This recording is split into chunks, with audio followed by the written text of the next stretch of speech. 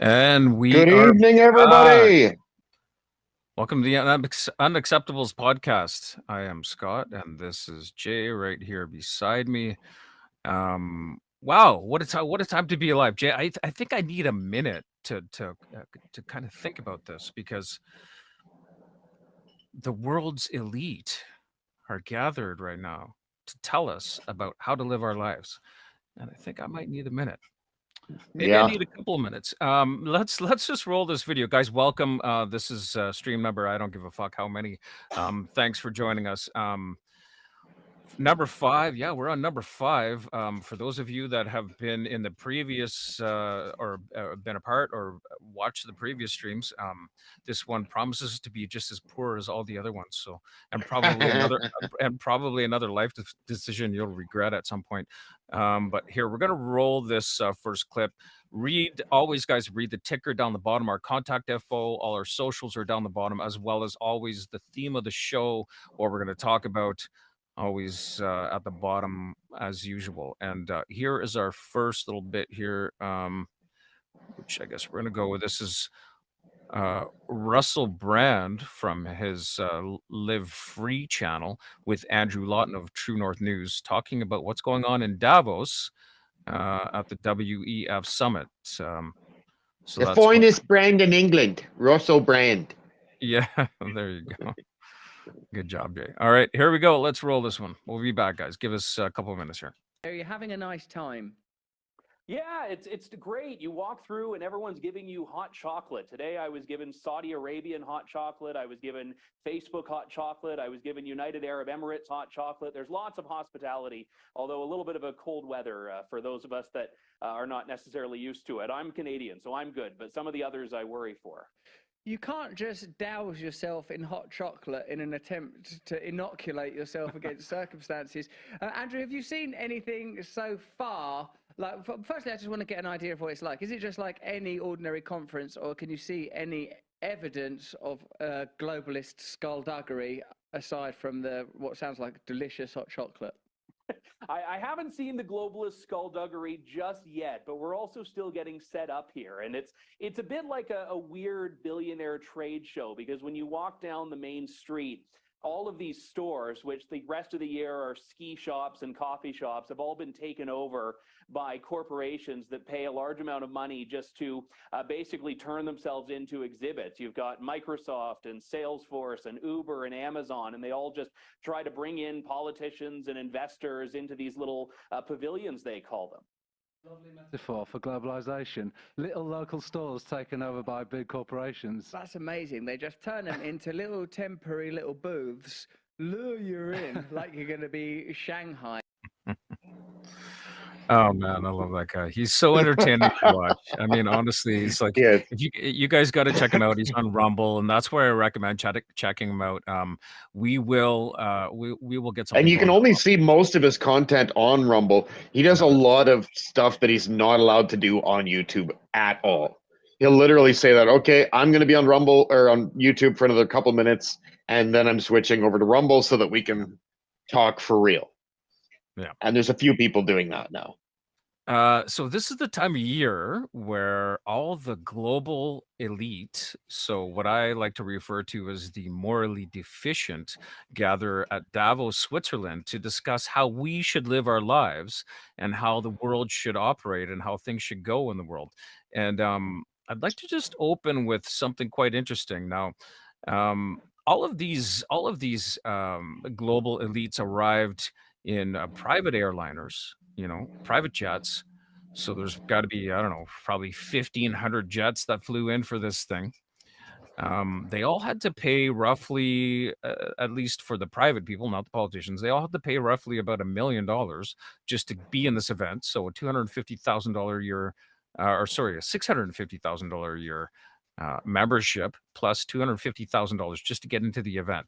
So you got to figure that's just politicians getting into an event for free because they have the rich and the elite that are going to rub elbows with them. In my opinion, they're just trying to save money on lobbying. But that's just an opinion, I suppose. But so I saw something interesting. I'm going to try and bring this up.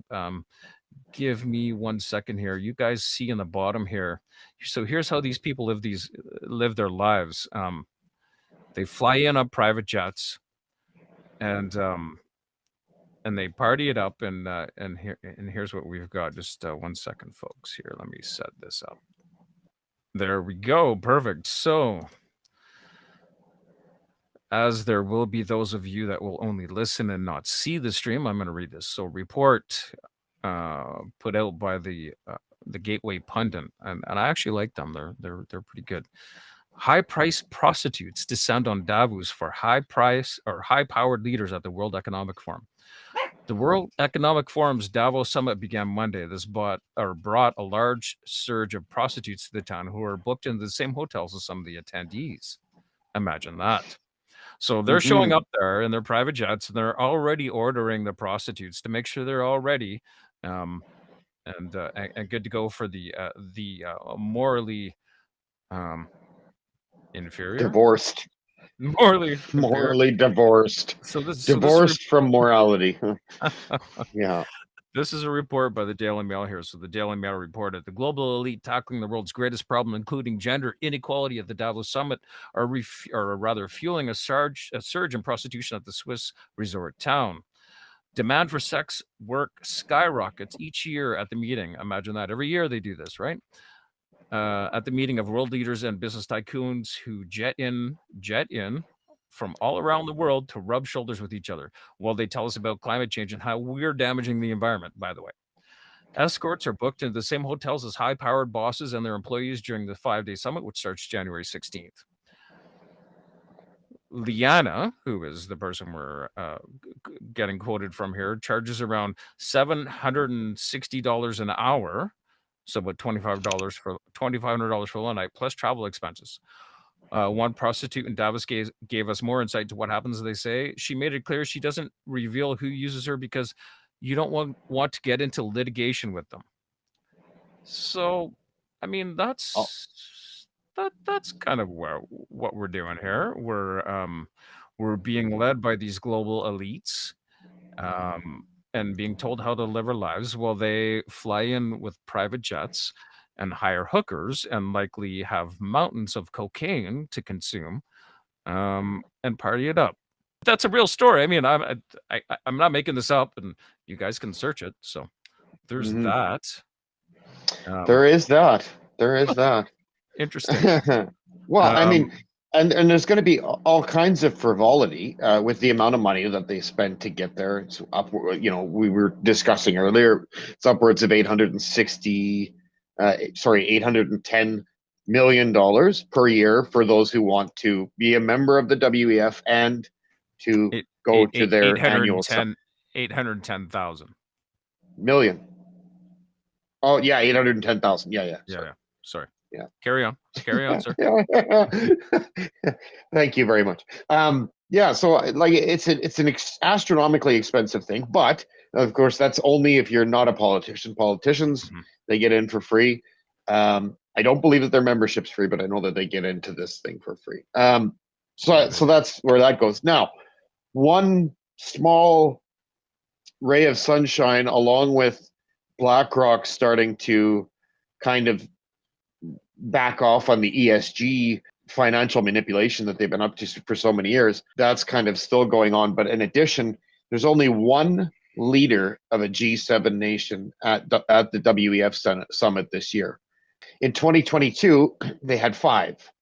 So I would say that as far as optics go, what they're doing is saying, okay, this is really unpopular now. So optically, we can't actually have the president, the prime minister, whoever, literally go there themselves. So it says at the very least that there's a whole bunch of people, more people now who are saying that what you're doing isn't cool, which is great. That means there's more of us, which is, for starters, great.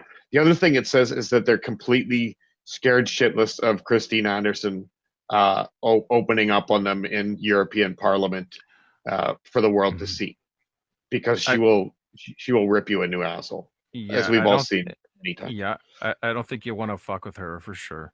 No. She's a shark. She's a pit bull.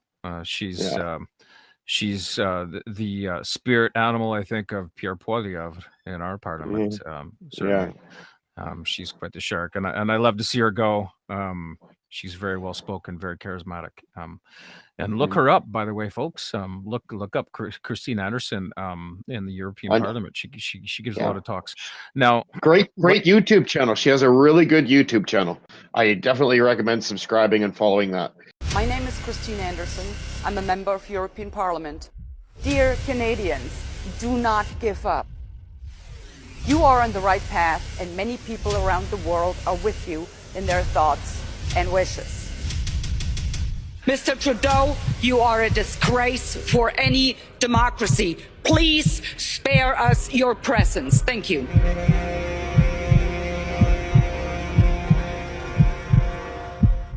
Trinity Productions presents Christine Anderson's Canada-wide tour, February 18th to the 24th. For more information on location and ticket sales, visit www.cadtour.com. We got a this past summer.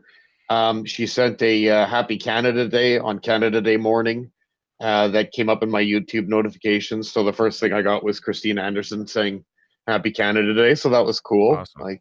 That's cool. Yeah. You know what I find interesting, Jay, is that Klaus Schwab speaks so highly of Justin Trudeau, and he's quoted as saying, he's quite proud of him, and he's quite proud of the fact that he's penetrated most of the Justin Trudeau's cabinet. That's a quote, by the way. What we are very proud of now is the young generation, like Prime Minister Trudeau, President of Argentina, and so on, that we penetrate the cabinets. So yesterday I was at a reception for Prime Minister Trudeau, Canada, and I know that half of this cabinet, or even more, half of this cabinet, are for our actually young global leaders of the world economy. Wow. Could the member please name which cabinet ministers are on board with the WEF's agenda? My concern is the deputy. Order. I know that the member was in a really good question there, but the audio is really bad, and the video is really bad as well. And I apologize. I don't know if the member. Okay. So he's proud of the fact they've penetrated the cabinet, and most of the cabinet members are future young global leaders, or rather young global leaders, or of that program. But Justin Trudeau was not there. And the reason I find that interesting is, like you just said, and what I'm kind of getting to here is that it's bad for the optics, because they now understand that people are getting that, the things that they do and what's going on there is not good. It's bad for us. It means that they're trying to put us into something we don't want, and into an economic situation we don't want to be in. And it means gains for them. And it means perhaps there's a lot more nefarious things going on with them, and how the world's being run and how media is being run than we realized before. And I think some of that has been evidenced with the Twitter files, certainly, but I think there's more to come, and I think stay tuned on that, because we've got stuff coming up as well. But I find it interesting too that Christy of Freeland is there, and she's a member. She's, I believe, the treasurer or something like that. And I think she's there. I think more pitching. She's trying to go for Secretary General of NATO. And I think maybe that's why she's there. Well, that's the rumor anyway. That's what I've heard. So I think that's why she's there. She's trying to make sure that she puts in her, because she doesn't give a fuck about Canada or about being in office in Canada at all. It was all just a stepping stone for her. So everybody knows she doesn't give a fuck about us. Never did. No. And global interest from the start. Global interest from the very start. Exactly. I mean, she's heavily invested and embedded in Ukraine. She has been for most of her professional career, certainly. No, most of her life. Most of her life. Fair enough. She's Ukrainian. Yeah. Yeah. So I mean, that she speaks Ukrainian. Coincidentally, there's a war in Ukraine right now. Anyways. Let's not get off on that subject. I will report that Mr. Zelensky was not in attendance at the WEF summit. However, his wife was, and she went on right after Klaus Schwab opened day 2. And of course, said the very predictable stuff like our children are doing homework by candlelight and so on because big bad Russia and they should be punished harshly, etc., etc. And then she was on right before the Sea Witch too, Ursula, the chairman, the chair of the European Union. She spoke right after that.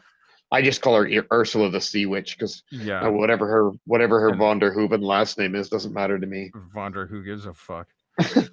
Yeah. Interestingly enough, folks, we had True North at the Davos Summit. Andrew Lawton is there and his videographer, and they did some interesting initial coverage. And I want to show this this video as an example of something else later. No, but I want to show this video. This was the initial arrival of True North. There was a protest already taking place outside of the doors of or the gates of the Davos Summit, and I quite find it funny. I hope you guys can see the humor in this clip as well. But either way, here's a clip from True North News. Andrew Lawton in Davos. Journalists, global elites, business leaders, politicians are all here in this Swiss mountain town to talk about the things that they believe will solve the world's problems. They talk about this every year, and some people aren't exactly fans of it. Just like when we were here in May, there were a group of protesters that were largely on the left, a lot of anti-capitalist voices calling for climate justice, calling for upending the WEF, that had their own view of what was really going on here. And it was that they needed to do more for so-called climate justice, more to tax the rich. Spoke to one gentleman named Johannes from Berlin who had this to say. We live in a climate catastrophe and we need climate justice, and climate justice doesn't work with billionaires that just decide whatever they want to do because they don't care about the climate. Now, how did you get here from Berlin? We took a bus with 50 people about, and then we walked up. What would you like them to do? If you could go in there and they asked you what your solution was, what would you want them to do? Well, at first we have a huge difference between the global north and the global south. And we need to have it more equal at first. Here in Davos, for example, it's way too rich, and way too rich people are here. And we need them to give away money. I don't know how, but we have to do that somehow. Now, how would taking money from the north affect the climate? The more money you have, the more CO2 you emit. That's what we know. You have private jets, you have big houses, and so on. And that means they are the problem. And when they don't have any money anymore, they can't spend it on stuff like that. So if people are poorer, it's better for the climate? No, it depends on the level of richness. And billionaires emit way too much, while on the other side, a lot of people are poor, which are affected by the climate crisis, but they can't do anything against it, so they need the money for it. It's quite easy. Now, Johannes came from Germany. Other protesters came from as far away as other parts of Switzerland, from the United Kingdom, from Austria. They traveled from all across Europe to protest for climate justice and economic equality. Marlene from Austria said that she doesn't believe capitalism itself is the problem, but also articulated that there's no denying the status quo is not working for ordinary people. We need to talk about wealth, especially in terms of power and power distribution, and taxation of wealth can actually help redistribute power more democratically than right now, because when you have huge amounts of wealth, you have huge amounts of influence, but you're not democratically elected. Who gives you the right to decide on behalf of everybody? I think the status quo shows that the version of capitalism we have really doesn't help the people and it doesn't help the planet. On the contrary, it's really just a motor for disaster, frankly. The thing, though, is the isms in themselves, capitalism, socialism, communism, whatever ism, they don't help because they pretend like there is one super answer for everything, but it's much more complex than that. Now, one of the most interesting people I met was not your garden variety Antifa protester. Phil White is a representative of Patriotic Millionaires, a group in the UK of millionaires who want to be taxed more. This is a little bit from my conversation with Phil. We're campaigning for wealth taxes and reduced wealth inequality in the world. So are you a millionaire yourself? I am, yeah, and I'm saying to my government, come and take some more tax from me. You can do more good with it than I can. Now, as you can see, the talking points you get from these demonstrators, not exactly in alignment with what people on the political right tend to say about the WEF, but it's worth noting that historically a lot of the protests against the World Economic Forum did in fact come from the left, people that thought it was a corporate event that represented conservative interests. Now, I don't think anyone's actually making that point because the traditional left-right line has been redrawn. It's now about the elites versus the everyman. And even though people in this group may not identify as conservatives, it's interesting how much their main points might actually align with some people on the right who also aren't exactly fans of what's happening at this billionaire Disneyland. For True North from Davos, I'm Andrew Lawton. All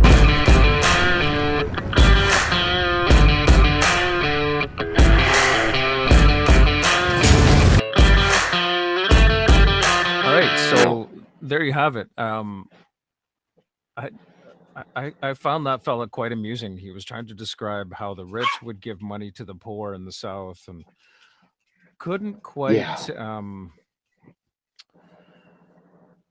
put it together. It seemed like he was a bit confused by the whole situation in general.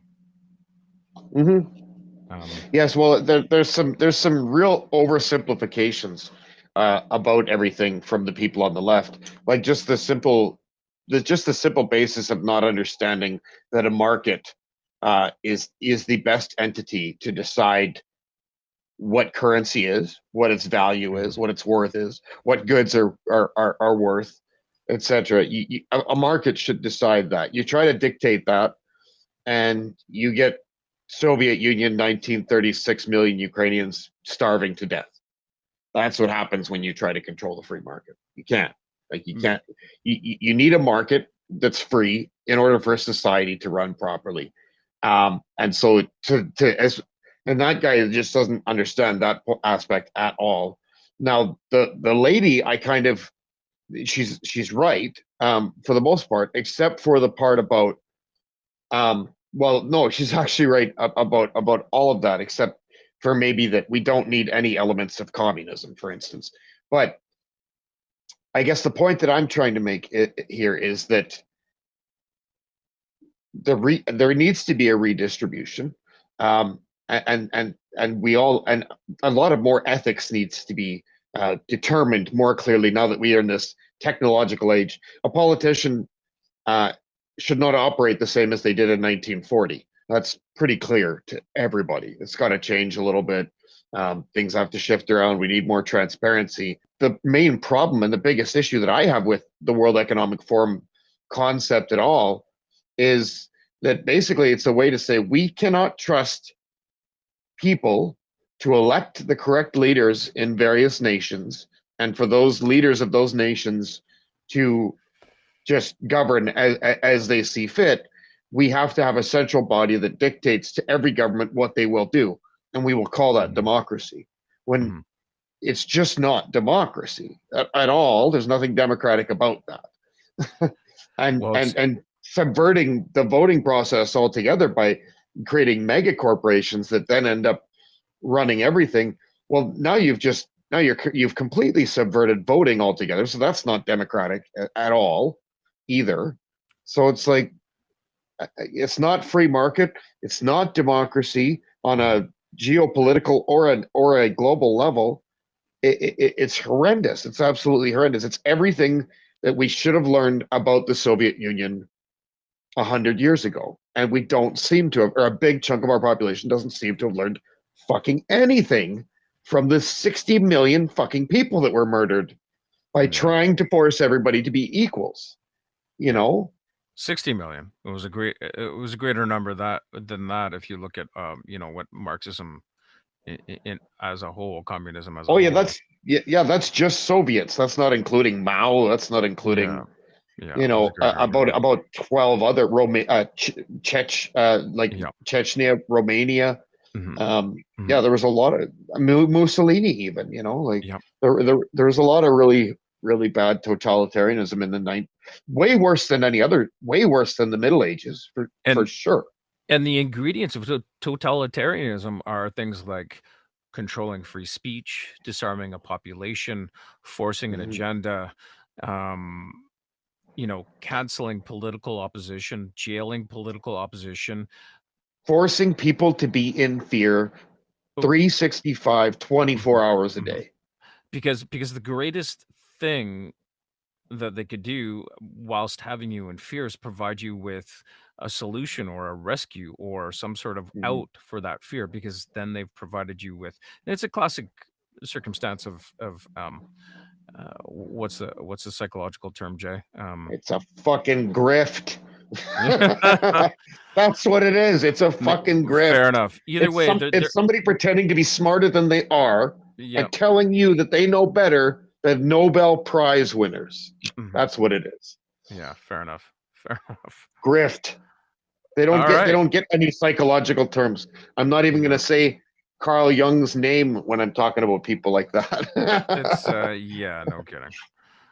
Yeah, no, don't do that. But it is, in all honesty, folks, it is a psychological ploy. It's psychological manipulation. If you're drowning in the ocean and somebody says, I'm going to throw you a buoy so that we can rescue you, but the cost is going to be this, you'll take that buoy because you're drowning. Yeah. And it's much the same thing, right? It's neuro-linguistic programming. All right, Mr. Fancy, whatever the fuck that means. Brain word programming. I joke. I think folks have figured out by now that Jay holds the majority of the brain cells in this stream, and I'm just the guy that runs machines and grows food and plays with animals. So there is that. Different strokes. Exactly. And I'm okay with it. I like diesel and I like diesel fumes, and I don't give a fuck who knows about it. And that's why I don't like the WEF, because they're trying to tell us that they're going to fly into Davos on private jets and say, you can't cook food on a gas stove because it's harming the environment. And that's a big problem for a lot of North America and a lot of Europe, because they all have a lot of people have gas stoves and gas appliances, gas furnaces, and they want to eliminate that. And they're not going to pick up the bill for that. They're just going to implement that, and you're going to be forced to change over to electrical power, which we don't have the grid for, by the way. Totally a different stream. I think I might be getting off on a tangent here, Jay. Our next little bit here is Andrew. Quickly before you do that, I'm just going to say one thing. Here's another interesting thing, because I watched all the live that I could find from Russell's people and from Lawton, etc. And one thing that I noticed from the speakers, and also from the WEF's YouTube channel, because none of this is hidden, folks, really. But one thing I did notice is that they really leaned into Putin, and they're not having a whole lot of green speak as of yet. Not anything like it has been for the last 4 or 5 years. All of a sudden, there's a new scapegoat. Well, because it has to be that, Jay. It has to be Russia man bad, right? They have to, the fear. I think that there's too much that we can see with climate and climate science that they can't hide. Whereas with regards to Russia, so much is hidden, so much is kept from us, so much is censored that they kind of can hide that. So they can do the Russia man bad thing all they want, and that will create the largest amount of fear, of course, because that comes from fear due to the Cold War, fear of nuclear war, which, I mean, arguably Russia has not done anything like what you would expect a country that was trying to take over the rest of Ukraine would do. They have secured a certain area. Yeah, they've secured a certain area that was mostly Russian speaking and basically Russian people that lived in part of Ukraine that became Ukraine, I guess. I'm not sure how that all worked. But the long story short was there was a basically genocide and a very much an oppression going on with these Russian speaking Ukrainians. And Russia felt the need to go and step in and protect them. And, there's something to be said for that. They simply wanted to go in and say, these people consider themselves Russians. We want to protect them. They've done that. Yeah. They have no interest in proceeding any further. They haven't tried to. Now, some people might forecast that they're waiting for, the full on of winter to set in before they continue. It's hard to say what they're thinking right now, but I would say that if that's what their plan is, that's what they're going to do. Nobody's going to stop them. we are now, North America, the West is now fighting, NATO is now fighting a proxy war with Russia. Yeah. You won't see that covered anywhere in the news, but we are now fighting a proxy war with Russia. Don't let them fool you. And the only reason we're Well, not in full-on war with Russia is because Ukraine's not a NATO member. So, and we're also bankrupting the next 5 generations of Ukrainians because they're not getting any of this for free. They have to pay this all back to NATO, and they're going to default on that over and over. Yeah, for sure. But I mean, that's okay, because at the end of the day, we're footing the bill. Us taxpayers here are footing the bill for that. And when they default, we're still footing the bill for that. So our debt goes up. So we've done a thing that's going to hurt us right now and long term in the pocketbook. And the cost of living will increase astronomically, as it already has, due to this, among other things. I mean, our debt's more than double what it ever was from all other prime ministers, all other governments combined previous to this Liberal government. The timing's pretty important too, because right now during this election cycle, so to speak, Canada's been shipping money over there via NATO all along, no questions asked, give it right up, and then we find out that we have a deputy prime minister who seems to have her eyes set on a NATO position. And so one can draw that conclusion fairly simply, and like very easily, and just say, oh, well, a lot of tax-paying money just went to the war in Ukraine via NATO in order for Chrystia Freeland to be elected for a NATO position. Let that one sink in a little bit, Liberal voters. Let that one sink in a little bit. Yeah. At some point, we're going to have to address Liberal voters, and we're going to have to address the Liberal and NDP coalition, but I think that is not today. No. We have... Well, and when I say Liberal voters, I mean globally. All the Liberal voters who elected the German Chancellor, the UK Prime Minister, etc. There's a lot of Liberal nations right now. Yeah, for sure. I call it the Lempire. Yeah, the left empire, the Lempire. Yeah, the Lempire. And it has. And I've used that. I stole that. I adopted that from you, Jay. By the way, okay. I took license of that and have used it several times, and people have just looked at me and been like, "The what?" It's It's a thinker. Just keep moving. Keep moving along. It's a thinker. There's a double meaning there, because it can also be the Lemming Empire. Oh, that's a little too deep. Yeah, I get it. No, I get it. I get the reference now, but I didn't pick it up before. Let's all go voting now. What's going on in the chat, by the way? Let's see what we got going on. I haven't even looked. We got people here. We've got Logan in here, who's having a great conversation. Erica, and oh, hey, there's Heather as well. Is Heather, Logan, Erica. Interesting.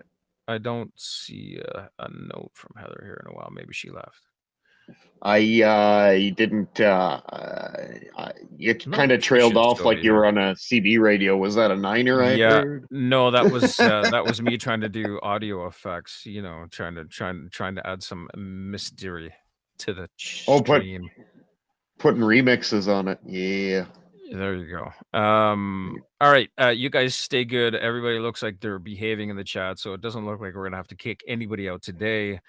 Luckily, and nobody has sent me nasty emails to me this week with things that I don't want to see pictures of. So that's a good thing. I don't have to read anything nasty or see anything nasty in the stream, and that's fantastic.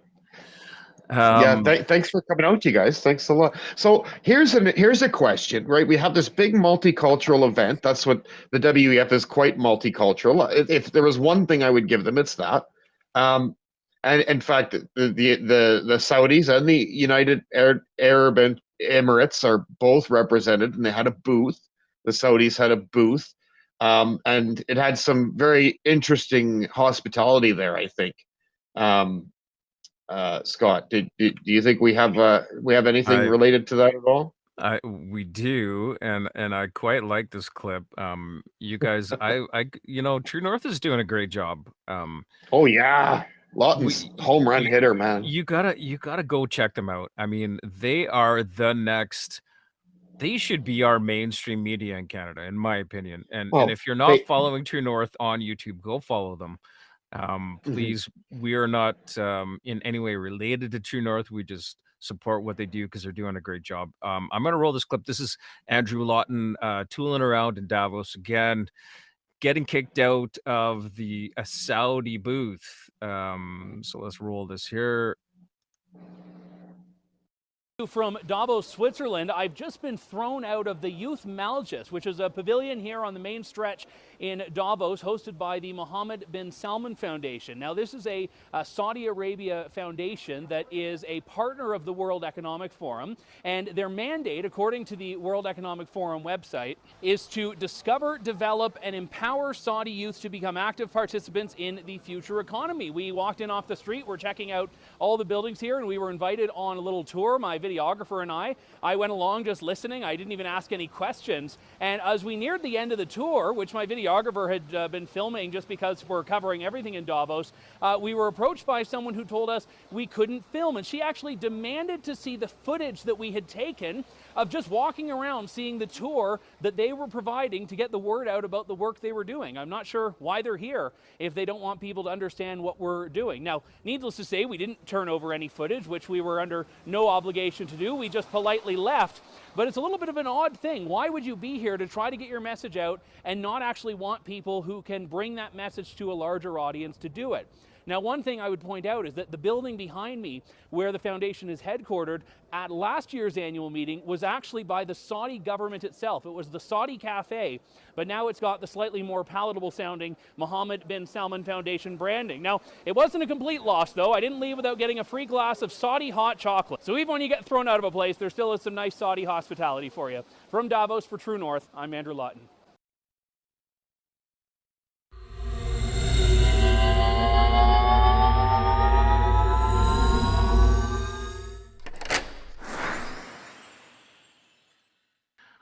What are you guys up to in Davos that you need to keep press, especially independent press, out of your booth? I mean, you're there to display what you're doing, and yet you don't want to allow any filming. I'm very curious as to what the fuck is going on there because that's really odd to me. Either way, he got a free glass or a free cup of hot chocolate, so that's pretty awesome.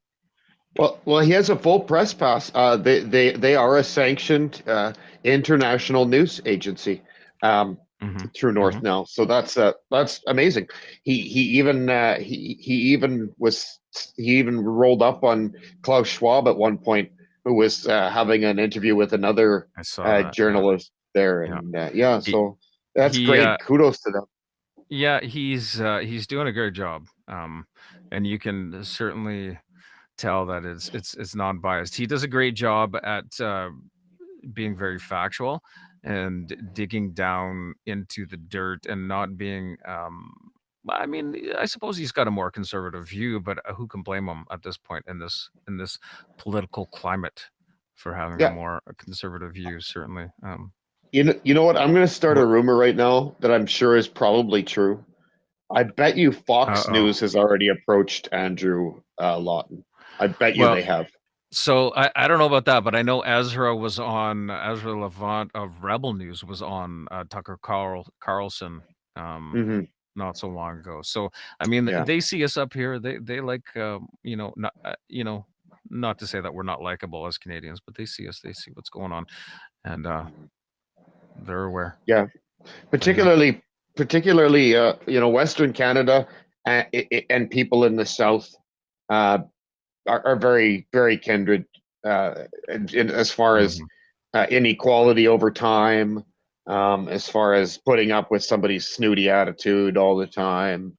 That like there can be an element of that in the United States too. Snooty attitude. What are you trying to say, Jay? Well, I mean, sometimes the South gets a little static, and that even comes from me sometimes too. I'm guilty of that from time to time. But Western Canada is kind of that too. Like we're dismissible to the people in the East, right? But that's not to say that there's plenty of people with very traditional very strong values all over New England, all over, all above the north of the Mason-Dixon line. There's plenty of people with traditional values. There's plenty of red states. There's plenty of really good people up there. So don't mistake me. Don't misquote me on that. Although somebody could just take a quick snip and now I'm fucked. 12 seconds, I'm dead. Well, you know, that's the leftist or rather the leftist media agenda now is you take one part of one thing somebody says and spin it into something incredibly offensive just by taking one sentence and then alluding to something else when that wasn't what they were. You know, it's quite effective. I mean, it's been done a bunch, especially to our friend Mr. Jeremy McKenzie over at Diagolon. By Miss Rachel Gilmore on Twitter, etc. It's quite incredible, and we're gonna actually touch on that. I'm hoping. I mean, I don't know if anybody that is a DAG is watching this or might see this, but I'm hoping we can get a message out to Jeremy. He might want to make a comment in regards to that. I think it's quite ridiculous, but either way. So let's get back to it here, Jay. We have another clip. So this one's the day one wrap up, and so I suppose it's there's a few things of note. Saw some footage that Mr. Lawton wasn't allowed into certain areas. He went to access certain areas and they refused him, which tells you that they're okay with the certain bought and paid media, the mainstream media they'll allow in there, but certainly not any independent media. Certainly not True North, who knows, or rather, who is known to have truthful views and factual views, and not fuck around and not be, a media outlet you can buy, like some of the other ones, like some of the other ones consumed by you people out there. Fox probably gets the cold shoulder a lot too, I'd imagine. Yeah, I imagine they do. Al Jazeera probably too. Al Jazeera to me is the finest news source, the most bipartisan news agency that exists, I believe, is Al Jazeera personally. That's not a popular view, but I think they call it pretty much straight down the pipe. Yeah. And speaking of which, just briefly, for an example, if anybody wants an example of what will happen and what can happen potentially when these climate initiatives WEF is forcing onto people go into place, go to your Google and check out Sri Lanka and see what's going on in Sri Lanka as a result of attempting to drastically curb fertilizer usage and energy usage in the farming industry. They tried to slam it in there, and the second year they got less than 50% of their annual crop, and there's widespread starvation, and Sri Lanka has been bankrupt since last August. They're working with the IMF to basically, there'll be global receivership, kind of the situation that Puerto Rico once found itself in. So that's essentially the worst case scenario of these climate initiatives that are going on, is that they're being done too fast, and the supply chain and the food production cannot handle the kind of shutdown that they're asking for. In addition to all the other evils, there's simply the fact that it will actually literally murder millions of people outright. So just before we, so Logan, if you're still in the chat here, I've brought your comment up into here because I'm curious as to what you mean by this. So Logan, can you respond here? Intel Center not wanting full exposure. What do you mean? That's from Logan here in our chat. Just explain in the chat what you meant by that, please, because I'm curious. So Logan, shout out to Northern Michigan. That's Logan, in Northern Michigan. There you go, Logan. shout out to Logan in Northern Michigan. Thank you for joining us, brothers and sisters to the south. We appreciate you for sure. We're all in this together, right, folks? We're all in this together. We don't have the options anymore of creating any more divisiveness than those that are gathered in Davos have already created.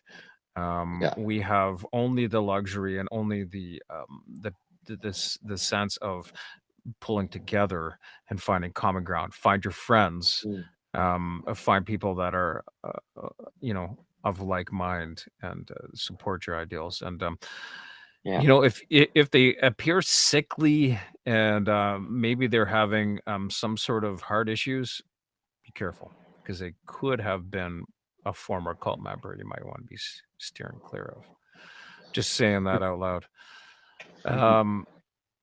Okay, so this is here. Let's give Andrew once more. Andrew Lawton, True North Media. I mean, we love these guys, so we'll play him once more. Here's his wrap up from day one.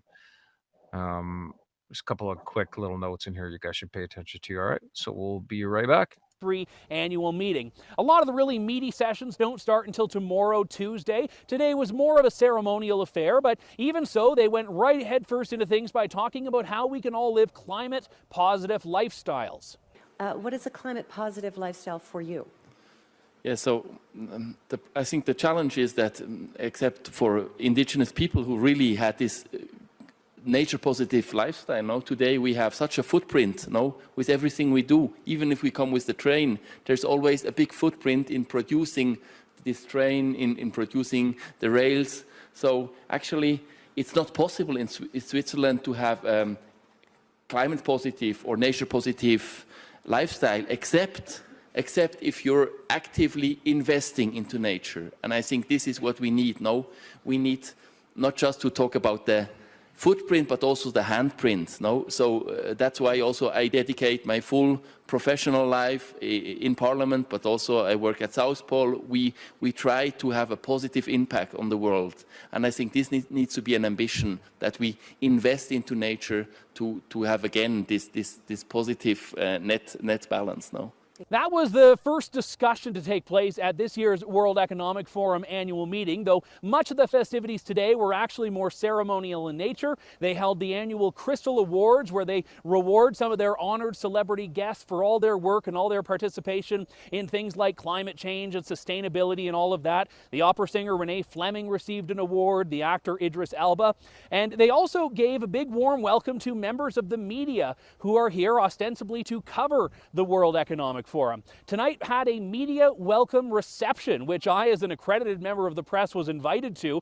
Mainly, I just wanted to see the spread that was going to be put out for journalists and see if that might be influencing one way or another whether these journalists are prepared to ask the tough questions. Idris Elba and a couple of representatives of the United Nations were there in what was more of a social affair for journalists and the WEF than anything else. Now, as I said, this is just the first day. We've got 4 more days to come, and we'll be carrying all of this with you. Things that are happening in the sessions, things that are happening on the streets outside of Davos, whether it's conversations on the sidelines with various participants or protests like the one that took place on the weekend before this even started. If you have anything you want to see here, do let us know in the comment section. And again, we are here with just my videographer and I. We don't have the giant TV crew team that a lot of the mainstream media outlets do. So if you want to support our work here, please head over to donate.tnc.news, donate.tnc.news. From Davos for True North, I'm Andrew Lawton.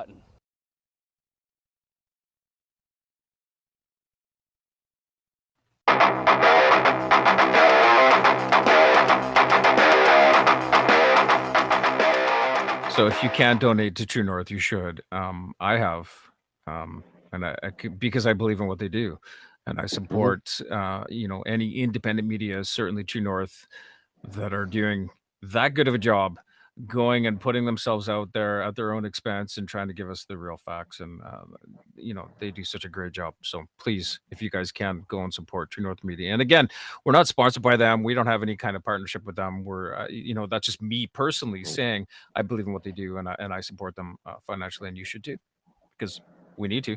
They don't have $2 billion of funding like the CBC does from the Trudeau government. So yeah, word. Mm-hmm. Yeah, absolutely. So that was the wrap up, day one at Davos with Andrew Lawton.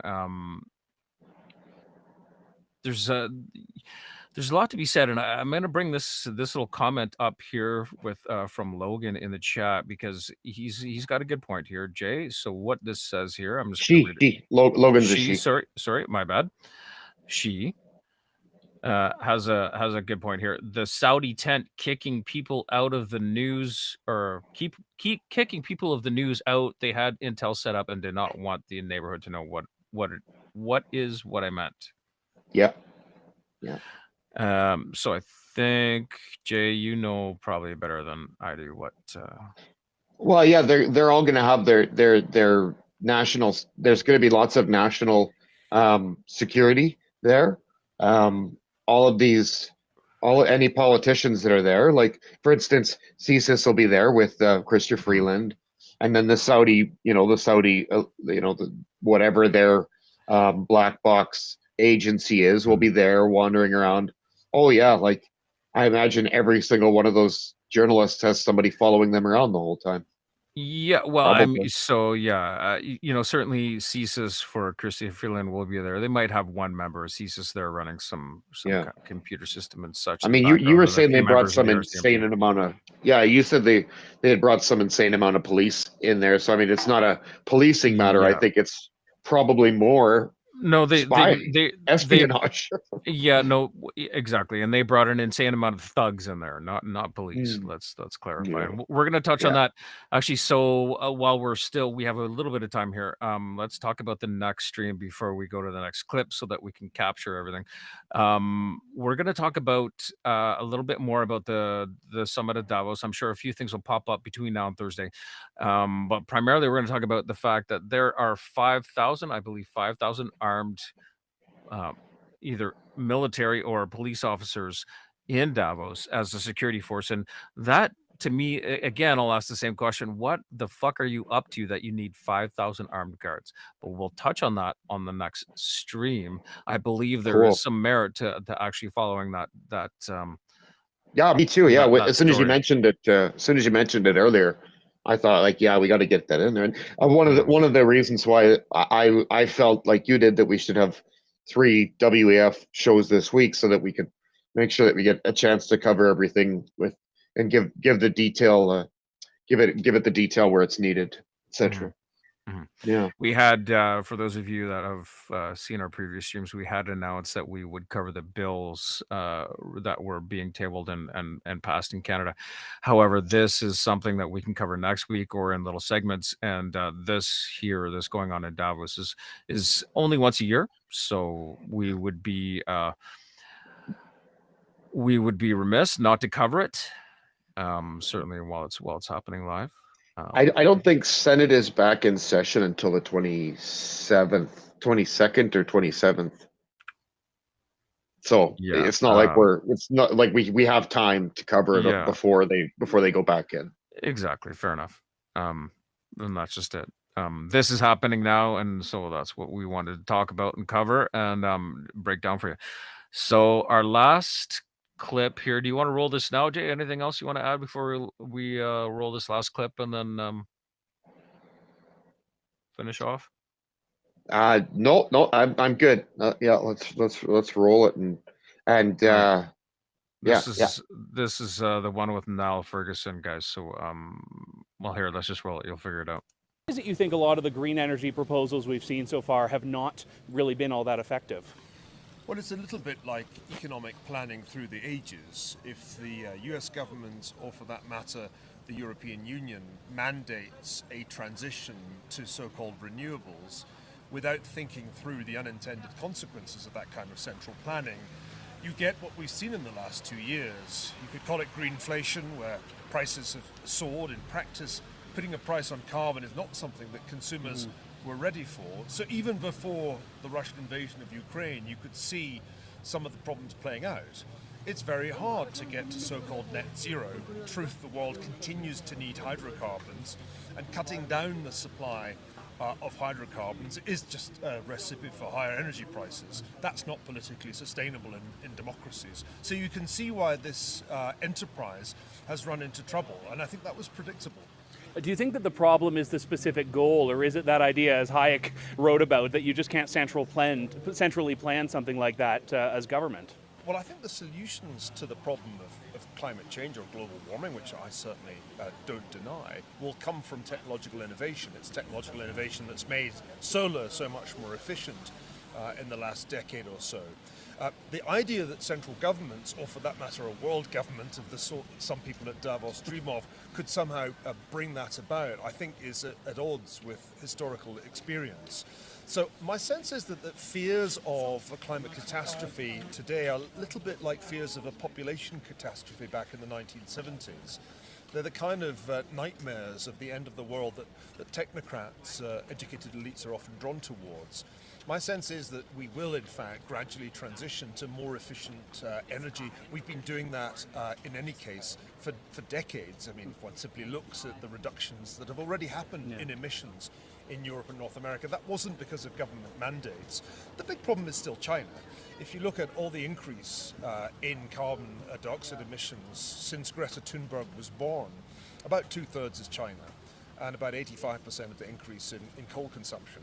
And nobody here ever has an answer to the question, how do you constrain China? How do you make China honor its pledges? Until there's a good answer to that question, there's clearly not going to be a reduction in global warming. Imagine that. Punitive measures won't solve a complex problem like that. That's not going to be the answer. That's Niall Ferguson, everybody. That's pretty much the world's foremost historian, top-selling, most respected, etc.